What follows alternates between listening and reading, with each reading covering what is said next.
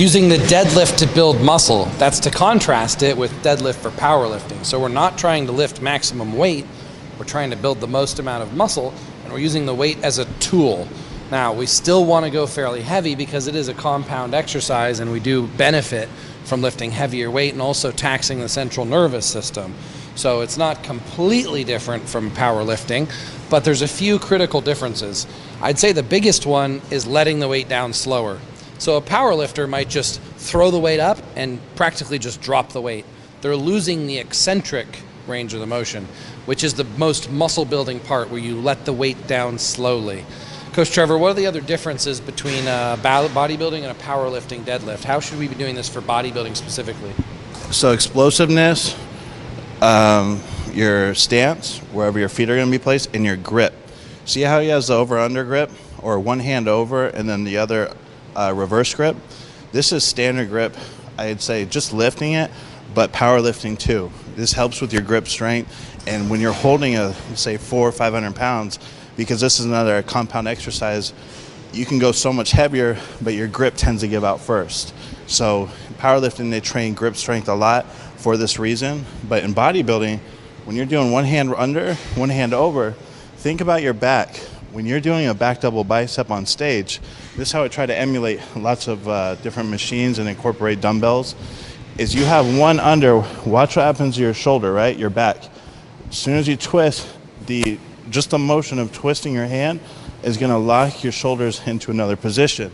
So you have one under and the other like this. You're going to start throwing off the muscles in your form. As you develop more and more and get stronger with this exercise, you're going to cause the same thing to happen. Maybe over time you're going to have more muscle from pulling with an under, one versus over, and then that can lead to problems. Again, with his feet, his stance, you can go in powerlifting, they like to do a much wider stance.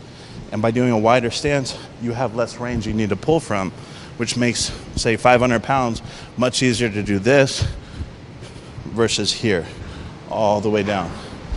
In bodybuilding, we always teach the concept or preach constant tension, right, on the muscle being worked. When you're coming all the way down, you start to use more glute and hamstring, your legs overall, much more than just the top part. Using the top portion of this exercise builds the most mass. I'm going to turn. So just doing, say, just below the knees when he does this exercise, allowing the gravity in the bar to stretch his back.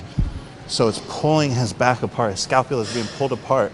And as he comes up, the contraction, you see every fiber when he does that top part in the contraction, squeezing his shoulders together, and that's what creates the mass part of this exercise for upper back.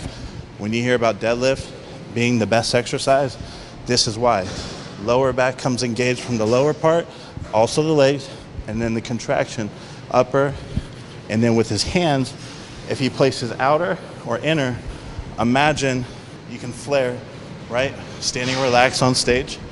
You can do the same thing, pulling his back and shoulder blades together. Different hand placing is going to cause different contractions. Same with over or underhand grip on this exercise. This is also great for glutes if you contract your glutes through the entire range of motion. So the trick to getting the glutes activated is you keep them tight the whole time. You squeeze your butt cheeks together as if someone's hand is in there and you don't want to let go of it. And at the very top of the motion, you give a little hip thrust forward and maximally contracts the hips. So it looks like this. The hips come forward. The glutes are what thrust the hips forward and back. So you want to think about thrusting the hips back and thrusting the hips forward and up.